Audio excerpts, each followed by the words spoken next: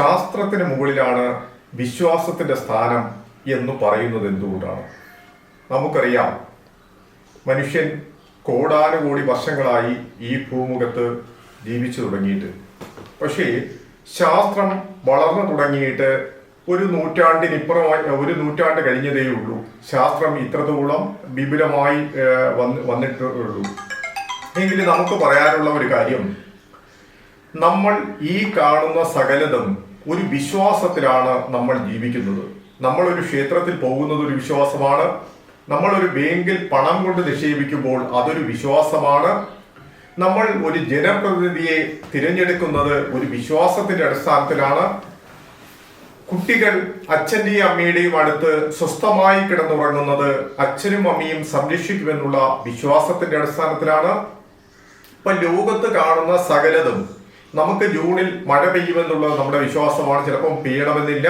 അപ്പൊ ഈ ലോകത്ത് സകലതും ഒരു വിശ്വാസത്തിന്റെ അടിസ്ഥാനത്തിലാണ്. കാരണം വലിയ ചികിത്സകരായ ധാരാളം പഠനങ്ങൾ നടത്തിയിട്ടുണ്ട്. ഈ വിശ്വാസത്തെ കുറിച്ചും പഠനങ്ങൾ നടത്തിയിട്ടുണ്ട്. അപ്പൊ പറയണ, നമ്മളൊരു ചികിത്സ തേടിയാൽ പോലും വിശ്വാസമില്ല എങ്കിൽ ആ ചികിത്സകൻ, നമുക്ക് പെട്ടെന്ന് ആ അസുഖം ഭേദമാകണമെങ്കിൽ ആ ചികിത്സകനോടുള്ള വിശ്വാസം കൊണ്ടാണ് രോഗി പെട്ടെന്ന് ആ രോഗം ഭേദമാകുവാൻ സാധിക്കുന്നത്.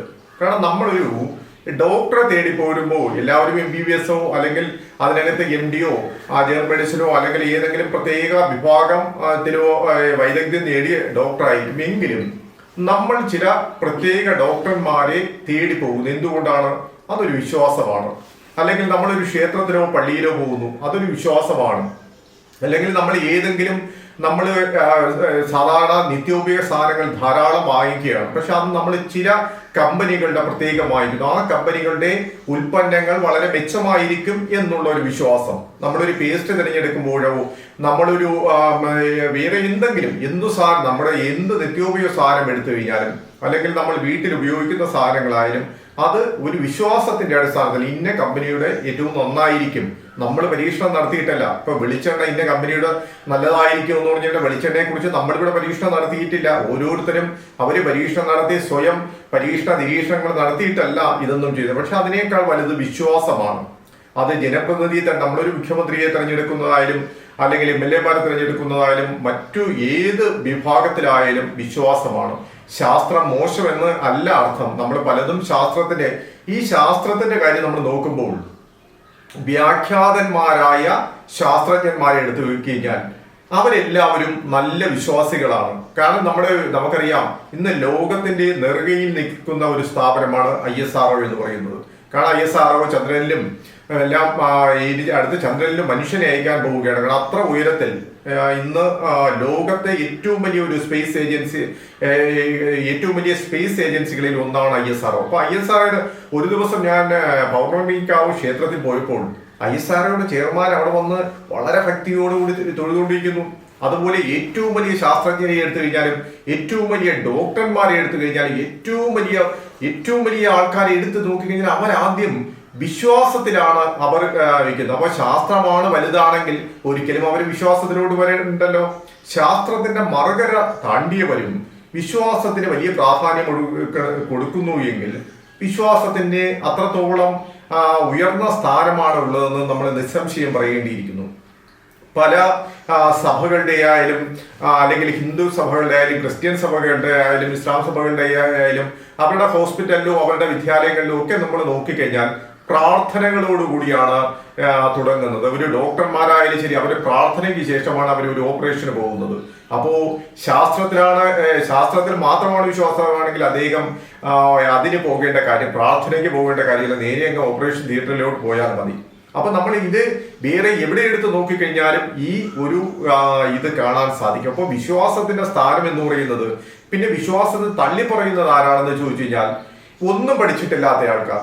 പഠിച്ചവർ സാധാരണ നമ്മൾ എന്തിനെങ്കിലും കുറിച്ച് തള്ളി പറയണമെങ്കിൽ നമ്മൾ അതിനെക്കുറിച്ച് വ്യക്തമായി പഠിച്ചിരിക്കണം. പഠിച്ചതിന് മാത്രമേ ഒരു മതത്തെ തള്ളി പറയണമെങ്കിൽ ആ മതത്തെക്കുറിച്ച് നമ്മൾ ആധികാരികമായി പഠിച്ചിരിക്കണം. അത് തെറ്റെന്ന് പറയണമെങ്കിൽ, സ്ഥാപിക്കണമെങ്കിൽ, അല്ലെങ്കിൽ വേറെ എന്തെങ്കിലും ഏതെങ്കിലും നമ്മളൊരു പ്രോഗ്രാം കണ്ടു കഴിഞ്ഞാൽ ആ പ്രോഗ്രാം മോശമാണെങ്കിൽ അതിനെ വിലയിരുത്തുവാനുള്ള ശേഷി നമുക്കുണ്ടായിരിക്കണം.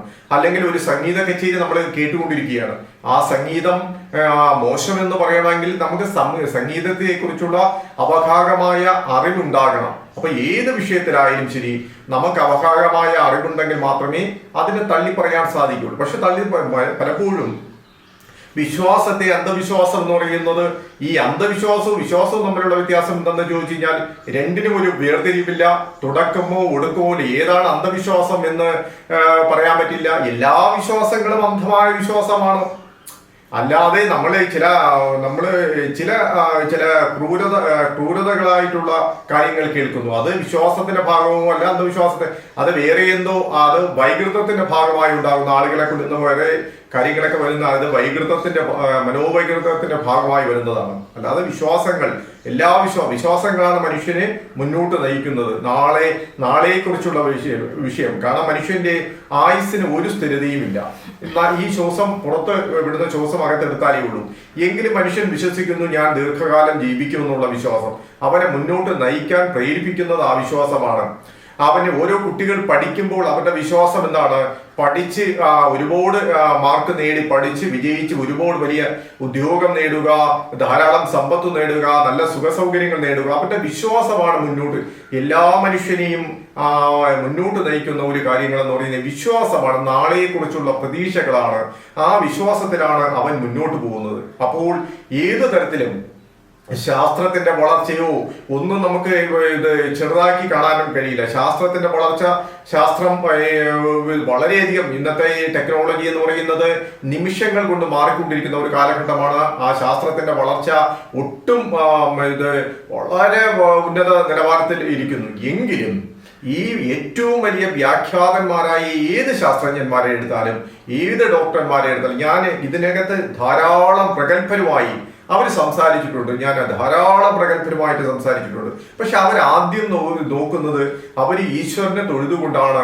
അവർ ഏത് മതവിശ്വാസിയാകട്ടെ, അവരുടെ മതത്തില് മതം ഏതാകട്ടെ, ഏത് മതമാകട്ടെ, മതം ഏതായാലും മനുഷ്യൻ വിശ്വസിക്കുന്ന ദൈവം ഒന്നേ ഉള്ളൂ. അവർ വിവിധ രീതികളിൽ അവർ വിശ്വസിക്കുന്നേ ഉള്ളൂ.